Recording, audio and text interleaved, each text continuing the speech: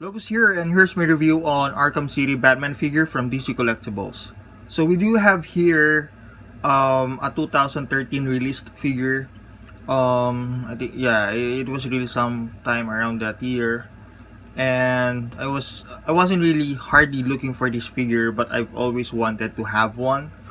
And luckily I was able to find one being sold in a decent price. So yeah, unfortunately mine didn't came with a batarang. It should came with a batarang, but yeah, I got mine loose. Uh, so yeah. So the figure stands at least 6.75 inch tall, so a couple of inch shy away from the 7-inch scale. For size comparison, we do have here a let's move it further, a DC Icons Batman figure from DC Collectibles as well. One dude, stand up. There you go. So this one is a bit shorter. I think that's the more or less amongst the bunch. And this is the 6-inch DC Universe. Sorry, this is a DC Universe 6-inch Batman figure from Mattel, and this is a Capullo series from DC Collectibles again, Batman figure.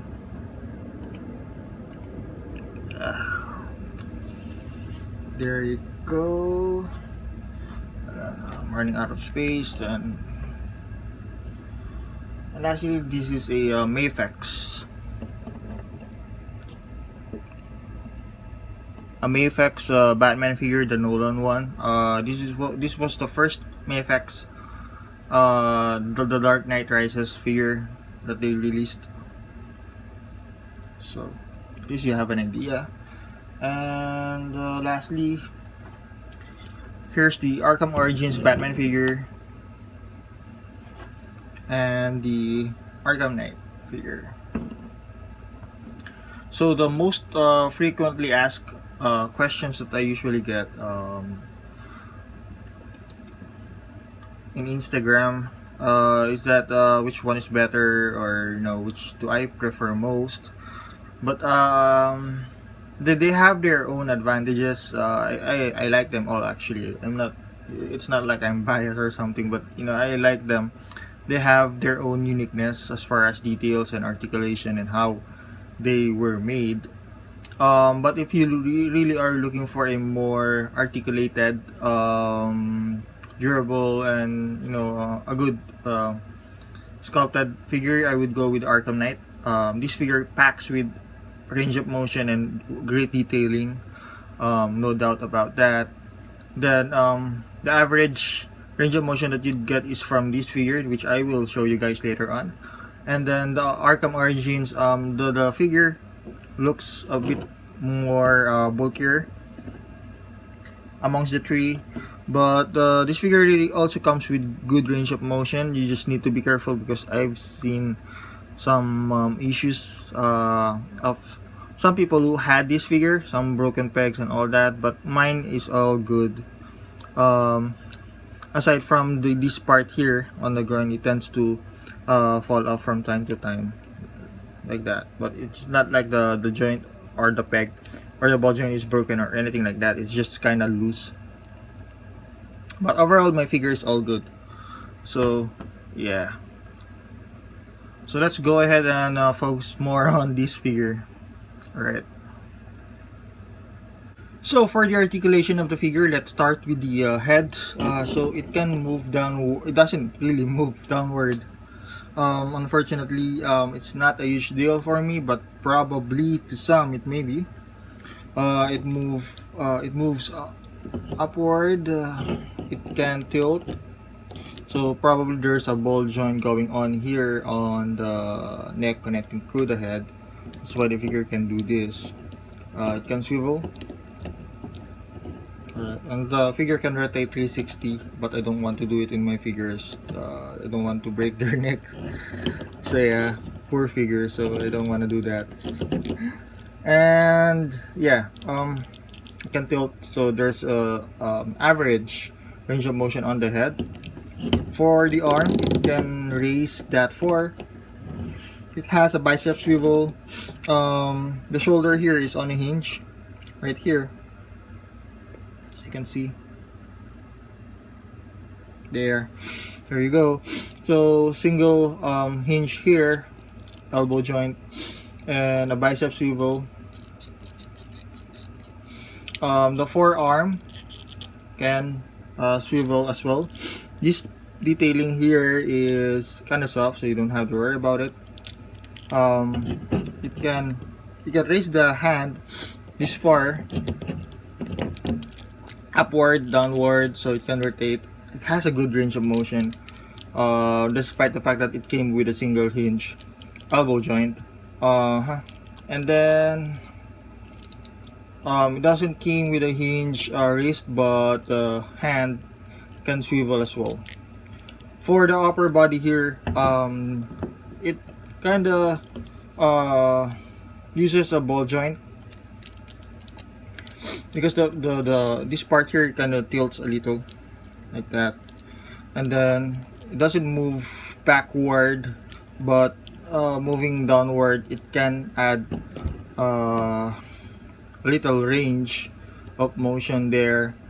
But thanks to the hinge right here on the abdominal part, you can go all the way downward for the ab crunching. So the ball joint right here and the hinge right here kind of helps your figure to pose in a dynamic posing, in case you're doing a toy photography, or you just want to display this figure in a dynamic pose. So yeah, doesn't move backward that much. It's not a huge deal for me, but probably to some it may be. And I noticed the utility belt of this figure. The tip of the utility belt here, it's starting to fade out. It's not a huge deal for me, actually, but you know, I kind of notice it. So yeah. So the cape is on a rubbery plastic. I hope someday they can come up with a wired cape made of cloth. I think they're doing it now in some figures like Mayflex, I think. Yeah, but you know, hopefully DC Collectibles may be able to do that someday. So no waist swivel, unfortunately. So for the legs and feet, it doesn't move backward, but it moves upward a little. A double hinge knee joint, as you can see, and then the shin here can swivel. Alright, it doesn't came with a ankle pivot, but it has a hinge right here, so the feet can move downward and upward. Yeah, doesn't do split much. It can go as far as that for my figure.